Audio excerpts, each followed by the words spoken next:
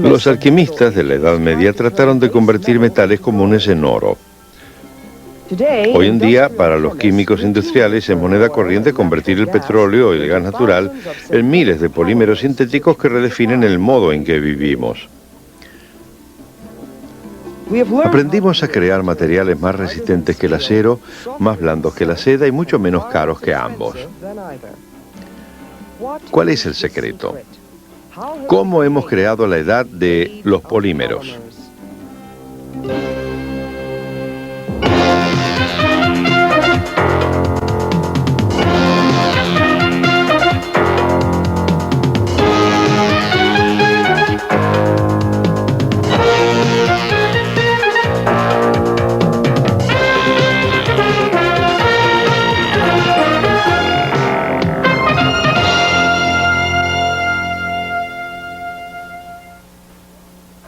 Stone Age, Bronze Age. La edad de piedra, la edad de bronce, la edad de hierro.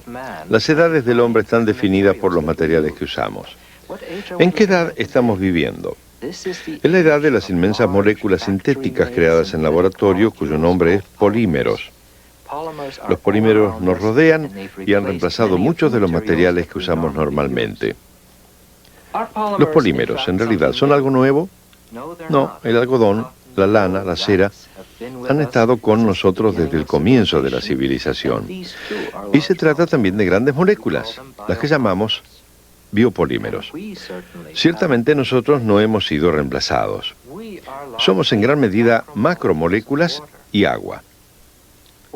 ¿Qué tienen de especial los polímeros naturales o sintéticos? ¿Cómo aprendimos a fabricarlos? Porque, después de todo, esas simples partes que la naturaleza proporciona son pequeñas moléculas y estas son más grandes y complicadas. Recién en este siglo aprendimos a adaptar y controlar propiedades de las moléculas que fabricamos.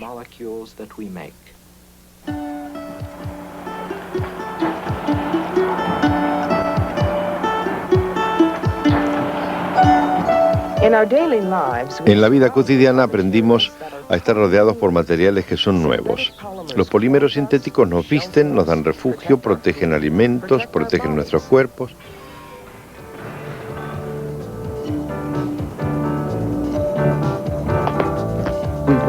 Caminamos sobre polímeros, patinamos sobre ellos, jugamos fútbol sobre polímeros.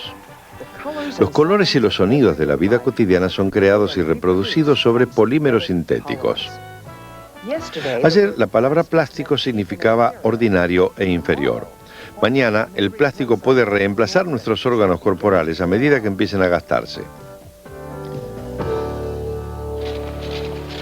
¿Cómo hace la química moderna para crear estos nuevos materiales y productos? ¿Cómo podemos conseguir tanta diversidad desde un punto de partida tan sencillo? Vamos a mostrar de qué forma miles de pequeñas partículas se combinan para formar macromoléculas gigantes llamadas polímeros. Usted verá cómo una pequeña molécula, el etileno, puede transformarse en un elemento de formación para muchos y diferentes polímeros y productos. Sin embargo, estos, tanto como el etileno, tienen un origen común: petróleo crudo y gas natural. Cada día el mundo consume 5.000 millones de litros de petróleo. Las naciones fundan su prosperidad o caen en la pobreza según fluctuaciones del precio del barril de crudo. Pero sin procesar, el crudo tomado directamente del suelo es inservible. El crudo llega a la refinería como una compleja mezcla de hidrocarburos gaseosos, líquidos y sólidos. El primer paso para refinar el crudo se llama destilado fraccionario y se producen estas inmensas torres.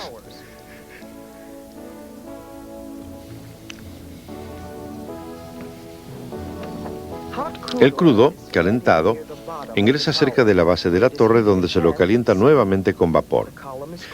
La cúspide de la columna está fría.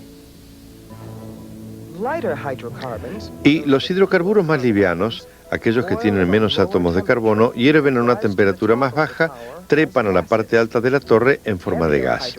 Los hidrocarburos más pesados, con más átomos de carbono, fluyen hacia la base en forma líquida y sólida. Nada se desperdicia. En la cúspide de la torre están los gases: metano, etano, propano y butano. Luego viene la nafta y muchos petroquímicos importantes. Más abajo encontramos la fracción del queroseno para combustible de jets. Luego el diesel oil y en la base lubricantes y alquitrán.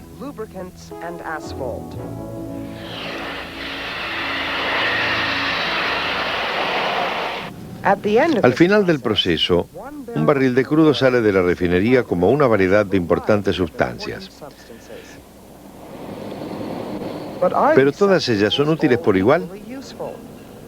¿Cómo obtenemos más de lo que más necesitamos? No se obtiene suficiente gasolina o incluso etileno del crudo mediante el destilado fraccionario como para cubrir la demanda. Afortunadamente, las fracciones más pesadas y livianas pueden ser sujetos de tratamientos posteriores conocidos como craqueo. Estas inmensas cámaras son torres de craqueo catalítico. En ellas se somete a los hidrocarburos pesados a calor, presión y a la acción de un catalítico. Las moléculas pesadas se agrietan en fragmentos cuyo peso molecular es más bajo, produciendo más hidrocarburos del tipo nafta. Ajustando la cantidad de material que se manipula en cada uno de estos procesos, la refinería puede producir los elementos que la sociedad más necesita.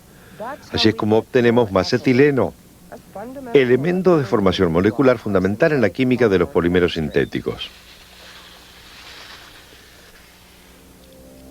Esta es la estructura molecular del etileno: 2 átomos de carbono y 4 de hidrógeno. La capacidad del etileno para formar polímeros proviene del doble enlace que une los átomos de carbono. El etileno es un monómero. Estando solo no se polimeriza. Solo lo hace cuando agregamos un iniciador como este peróxido orgánico. El enlace entre los átomos de oxígeno se rompe para formar radicales libres, partículas reactivas con electrones impares. El radical libre se combina rápidamente con una molécula de etileno. El producto es de igual forma un radical libre que también reacciona con una molécula de etileno. Este se repite varias veces y la cadena crece. Esta secuencia recibe el nombre de reacción en cadena de radicales libres. Al final tenemos que detener el proceso o la cadena de polímeros será muy larga. La reacción finaliza cuando 2 cadenas se unen. Imagina un tren de carga cuyos furgones se van agregando uno por uno. Cada furgón baja rodando por la colina y se sujeta al furgón que tiene adelante. Después viene otro furgón y así sucesivamente. Muchos furgones forman un tren.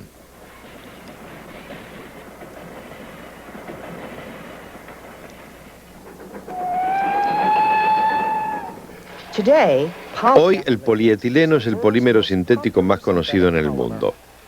Se manufacturan 6.000 millones de kilos por año. Se trate de un envoltorio transparente y ajustable para alimentos, o un accesorio protector inviolable, o un palo de bowling, un tanque de nafta, o una pista de patinaje, el polietileno tiene muchos usos diferentes y muchas propiedades diferentes. Nuestra demostración a cargo del Dr. Donald Showalter. Estudiemos algunos de los materiales que tenemos. Todas estas cosas son polietileno. Algunas de ellas rebotan. Otras se rompen. Algunas se rasgan con facilidad. Otras no. ¿Por qué estos objetos semejantes tienen propiedades tan distintas? Hay muchos tipos diferentes de polietileno. Voy a mostrarles 3 de ellos. Tomemos esto. Ustedes pueden decir que es el envoltorio para un sándwich. Yo lo llamo polietileno de baja densidad. Es muy flexible. ¿Y esta botella? La puedo aplastar. Incluso podría rajarla, pero me demandaría más esfuerzo. Está fabricada con polietileno de alta densidad. La botella puede ser resistente, pero la tapita puede serlo más aún. Está fabricada con polietileno reticulado. ¿Cómo puede una sustancia, un polímero, tener tantas propiedades diferentes y prestarse a tantos usos diferentes? La diversidad que encontramos en todos estos productos es un reflejo de la diversidad que encontramos en la estructura de las cadenas de polímeros. Veamos la dinámica del proceso. Si calentamos etileno en presencia de ciertos catalíticos, tendremos un polímero formado por cadenas rectas muy largas. Dado que las cadenas tienen pocas ramificaciones o ninguna, forman racimos. Imagina una soga. Muchos cabos juntos son más resistentes que uno solo. El polietileno, fabricado así, es fuerte. ¿Cuánto es este polietileno de alta densidad? Los fabricantes cuentan con una variedad de formas de descubrirlo. El polímero puede ser formado por su resistencia a la tracción o por la resistencia al impacto. Aquí hay una prueba. Aplastamiento de la columna. Estas máquinas prueban la resistencia al plegado. Esta es una prueba de resistencia al resquebrajamiento por impacto ambiental.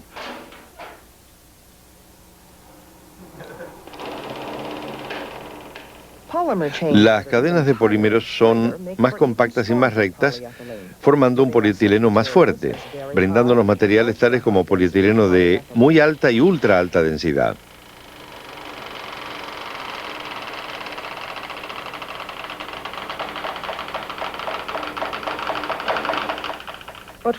Pero ¿qué pasa con este polietileno?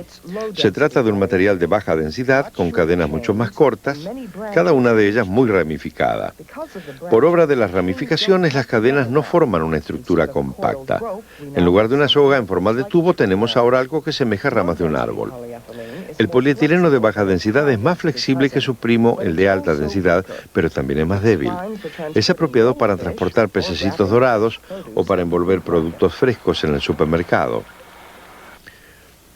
El polietileno de baja densidad tiene una textura untuosa, se estira, se hace más delgado, se desgarra. Veámoslo en el mundo molecular. Bajo tensión, las cadenas se deslizan, luego se separan con facilidad. Ahora, ¿qué ocurre si agregamos un catalítico que provoque las ramificaciones engarzadas con otras cadenas de polímeros? A esto se lo llama reticulado y es el tercer ejemplo de polietileno con estructura entretejida. ¿Qué propiedades podríamos esperar ahora? El polietileno reticulado actúa como una hamaca. Es muy dificultoso de rasgar. El hielo plástico está fabricado con polietileno reticulado. Las tapitas de botellas de gaseosa están fabricadas con polietileno reticulado. También las mismas botellas plásticas están hechas de otro polímero, el polietileno tertaflato o PET, y representa solución para un formidable desafío: cómo crear envases baratos que soporten la presión del gas en atmósferas diversas. El inventor de la botella de gaseosa de polietileno terfalato es Daniel White, quien proviene de una familia de artistas de fama internacional. Su hermano, Andrew White, expresa su creatividad en los tapices. Pero Nat White expresa la suya mediante la ingeniería química. Se me ocurrió pensar en el trabajo que hizo Wallace Carothers para DuPont hace tiempo, cuando nació el nylon, y encontró que si uno tomaba una soga de nylon cuando estaba fría, es decir, por debajo del punto de fusión, y la estiraba, esta iba a tomar forma por sí sola. Esto es, las moléculas del polímero se alinearían solas. Esto es lo que uno hace a las moléculas cuando las orienta. Las alinea para que puedan brindar mayor fuerza, todas ellas tirando en la dirección que uno quiere que tiren. Pero las botellas seguían partiéndose. Wyatt estima que realizó 10.000 intentos y obtuvo 10.000 fracasos antes que llegar a una simple observación. Bien, luego me di cuenta que lo que teníamos que hacer es alinear estas moléculas en la pared lateral de la botella. No solo en una dirección, sino en dos. Así que pensé, le voy a hacer trampa a este molde, le voy a hacer trampa al problema. Tomé 2 pedazos de polietileno y di vuelta a uno de ellos 90 grados respecto del otro. Así que tenía Una que se partiría en esta dirección y otra que se partiría en la otra. Es decir, una pieza reforzaba la otra. Tan pronto como hice esto, pude soplar botellas, lo que parece simple en extremo. Pero, como he dicho muchas veces citando a Einstein, la mayor parte de un problema y el modo más fácil de solucionarlo es comprenderlo, exponer el problema en una forma que uno entienda de qué se trata. Y lo que yo estaba tratando era entender de qué se trataba. Una vez que lo hice fue fácil resolverlo. Algún día, miles de millones de botellas plásticas pueden convertirse en montañas de basura. Algunas podrán reciclarse, otras tendrán que ser quemadas como fuente de obtención de energía. Pero las mentes creativas pueden hallar soluciones aún mejores para el problema.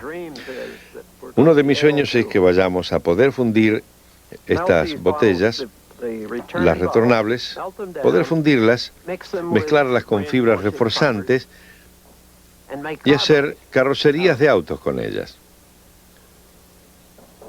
Y luego, cuando el auto haya cumplido con su finalidad, en lugar de ponerlo en la pila de basura, fundirlo y hacer botellas con él. Química creativa. La vimos en acción. Vimos cómo es posible fabricar una sustancia, como el polietileno, que posea una amplia variedad de propiedades. Pero la forma más fácil de fabricar nuevos polímeros es alternando la composición química del primer monómero. Tales cambios van a afectar radicalmente las características de un polímero. Vamos a ver qué pasa cuando comenzamos a efectuar cambios sencillos en una molécula de etileno. Aquí tenemos etileno que nos muestra la geometría molecular.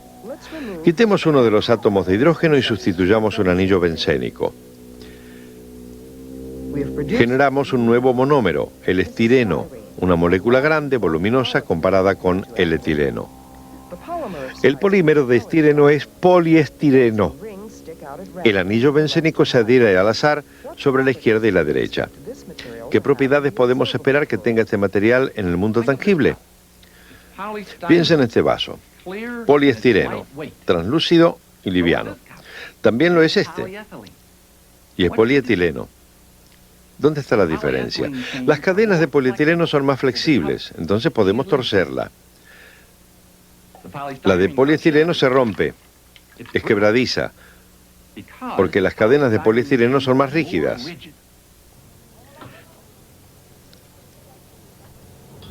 El poliestireno constituye un excelente aislante contra el calor o el frío. Hasta un 90% de este material es aire.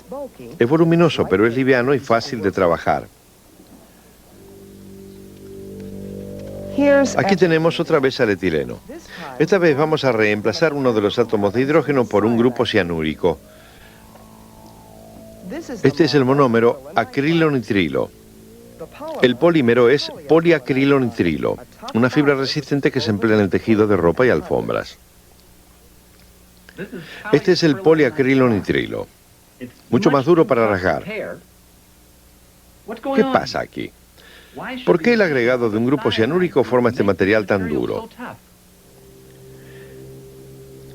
La diferencia es el resultado de la polaridad. El acrilonitrilo es más polar que la unidad de etileno, entonces las cadenas de polímero que contienen grupos cianúricos se atraen con más facilidad unas a otras que las cadenas que solo tienen átomos de hidrógeno. Por eso que caminamos sobre poliacrilonitrilo resistente, envolvemos sándwiches con polietileno flexible.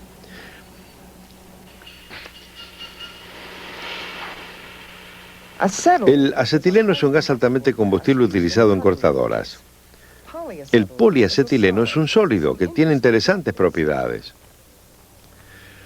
Cuando reemplazamos dos átomos de hidrógeno del etileno obtenemos acetileno, el que se polimeriza a poliacetileno. Cuando este se mezcla con ciertos compuestos metálicos se transforma en conductor de la electricidad. Vean los dobles enlaces alternantes. Este sistema de alternar enlaces dobles permite que los electrones se muevan con libertad por toda la estructura, tal como electrones se mueven libremente a través del metal en un trozo de cable. Este trozo de poliacetileno completa un circuito eléctrico. Cuando el polímero se dosifica con una solución yodada, el circuito se completa y el ventilador funciona. Los investigadores esperan que el poliacetileno se convierta en la pila del futuro. Quizás un día una batería de poliacetileno moldeada en la forma de un tablero proveerá energía para el auto eléctrico del mañana.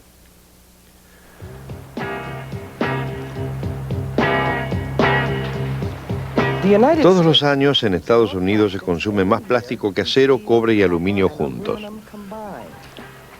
Podemos hallar algunas de las aplicaciones más radicales de la investigación en polímeros móviles.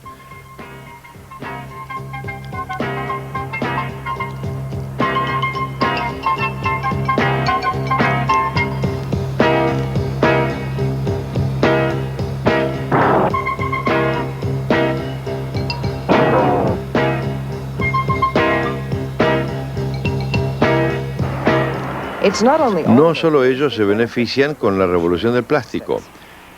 Al utilizar polímeros, los jets comerciales ahorran millones de dólares por año en costos de combustible. Y la exploración espacial depende cada vez más de los polímeros sintéticos. 4, 3, 2, 1. We have ignition and liftoff. And the shuttle has cleared the tower. Para recabar algunas reflexiones acerca de la investigación en polímeros en el siglo XXI, recurrimos a Howard Simmons, jefe de investigación de la compañía DuPont. Muchos lugares donde hoy utilizamos metales, en particular en aplicaciones estructurales, van a ser reemplazados en el futuro por los polímeros. Algunas de las cosas más exóticas pertenecen al campo de la medicina, donde los grandes mercados están previendo, por ejemplo, las prótesis. Ahora mismo, la mayor parte de los huesos artificiales, articulaciones, ligamentos, incluso arterias, todas están fabricadas con sofisticados polímeros fabricados por el hombre. He visto una reciente estimación de mercado que decía que hacia los 90 estaríamos hablando de un negocio de más de 2.000 millones de dólares. Eso tiene una razón primordial. Los polímeros permiten una variación casi infinita de estructura y por ende una variación casi infinita de sus propiedades. Mientras que ahora sabemos casi todo lo que hay para saber sobre metales y vidrios, obviamente no todo, pero casi, existe una variedad infinita de polímeros que podemos concebir, así que podemos manipular sus estructuras y manipular sus propiedades, dado que hay tiempo. Para repasar, la ciencia de los polímeros ha recorrido un largo camino en el siglo XX. 100 años atrás no habíamos creado nuestro primer polímero sintético. Hoy usamos polímeros cotidianos en la medicina, en la construcción, en el transporte.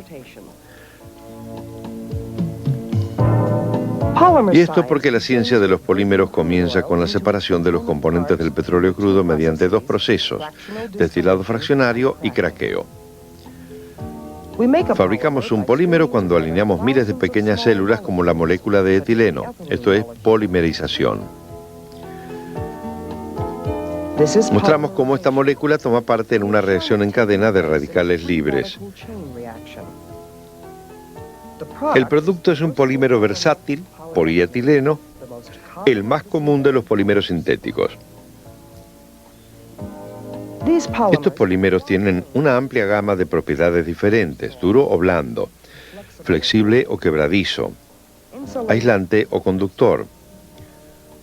Dependen del tamaño, la estructura y la composición química de las cadenas de polímeros.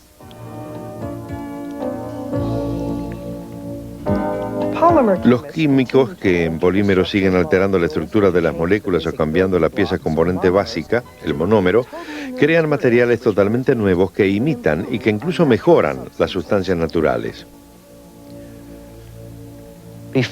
Mucho antes que hayamos siquiera empezado a jugar en un laboratorio, la naturaleza hizo un uso abundante de polímeros que tenemos dentro y alrededor. ¿Por qué polímeros? Bueno, las moléculas por sí mismas tienen propiedades, pero cuando las alineamos formando cadenas, las organizamos en 2 o 3 dimensiones, estas cambian y los polímeros ganan en resistencia. La naturaleza hizo uso de los polímeros porque nos eran útiles. Hacemos bien en seguir el ejemplo de ella en el laboratorio. Pero hay algo intrínsecamente diferente entre los polímeros sintéticos que los diferencie de los naturales. Bueno, claro, las encontramos en los primeros polímeros sintéticos. El nylon es diferente del rayón. Ellos están allí entre los naturales. El algodón es diferente de la lana. Pero más interesante que las diferencias entre los polímeros naturales y sintéticos son las semejanzas que en realidad surgen del nivel molecular. Ver a una araña tejiendo la tela es algo hipnótico, capta nuestra atención, es hermoso. También es interesante ver cómo lo hace, cómo trabajan las glándulas secretoras de seda y sus extremidades. Para mí es fascinante ingresar a nivel molecular y descubrir cómo sus enzimas fabrican la seda. Y es igualmente hermoso ver a un químico lograr un proceso por completo nuevo para fabricar polietileno y que luego lo implemente a un nivel de miles de kilogramos por hora en una fábrica. La mente humana ha logrado una solución ingeniosa para un problema difícil. Manos humanas, herramientas. Ellas lo hicieron realidad. Y con toda seguridad, todo esto también es como lo natural y hermoso.